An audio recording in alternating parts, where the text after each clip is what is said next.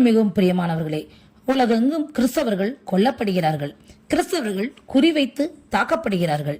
இது இனம் அழிவதற்கே காரணமான ஒன்றாக உள்ளது. உலக நாடுகள், தலைவர்கள், ஊடகங்கள் இதையெல்லாம் கண்டுகொள்வதே கிடையாது. ஏன் மௌனம் சாதிக்கின்றனர் என்று தெரியவில்லை.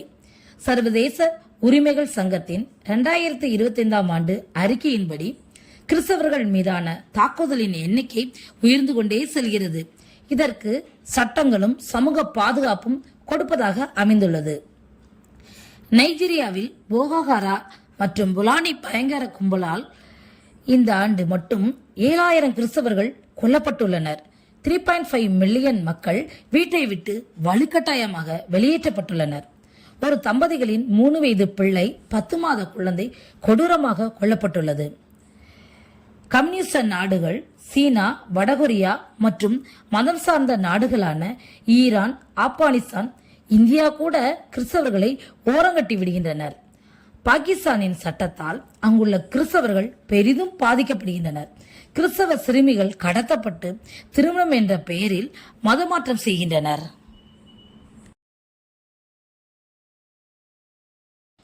அங்குள்ள மக்கள் எல்லாம் பயத்துடனும் பதட்டத்துடன் காணப்படுகின்றனர். ஒவ்வொரு நாளையும் கழிப்பது அவங்களுக்கு பெரிய கடினமான சூழ்நிலையாகி விடுகிறது.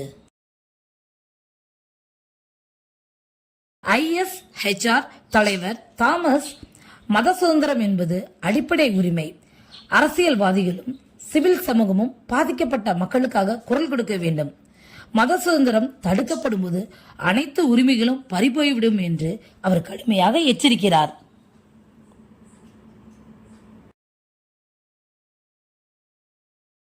மத்தேயு 24:9 உங்களை உபத்திரவங்களுக்கு ஒப்பு கொடுத்து உங்களை கொலை செய்வார்கள். என் நாமத்தின் நிமித்தம் நீங்கள் சகல ஜனங்களாலும் பகைக்கப்படுவீர்கள். ஒருவன் கிறிஸ்தவனாய் இருப்பதினால் பாடுபட்டால் வெட்கப்படாமல் இருந்து அதன் நிமித்தம் தேவனை மகிமைப்படுத்த கடவன். 1 பேதுரு 4:16. எல்லா மீடியாக்களும் இந்த உண்மைகளை மறைக்கின்றனர். குரல் கொடுக்க பயப்படுகின்றனர்.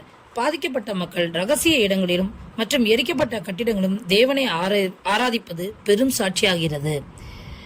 இந்த ஜனங்களுக்காக நாம் தொடர்ந்து ஜெபிப்பது நமது கடமையாகிறது. நைஜீரிய மக்கள் விடுதலை அடைய வேண்டும். சுதந்திரமாய் மாறி தேவ நாமத்தை அவர்கள் உயர்த்த வேண்டும். தேவன் மனமிறங்கி இவர்களுக்காய் யுத்தம் செய்ய வேண்டும். இதே போன்ற தகவலை நீங்கள் தெரிந்து கொள்வதற்கு இந்த சேனலை தொடர்ந்து பாருங்கள், சப்ஸ்கிரைப் செய்து கொள்ளுங்கள். அது உங்களுடைய ஆவிக்குரிய வாழ்க்கைக்கு புரோஜமாக இருக்கும். நீங்கள் ஜெபிப்பதற்கும் ஏதுவாக இருக்கும். தேவன் தான் உங்களை ஆசீர்வதிப்பாராக. ஆமென்.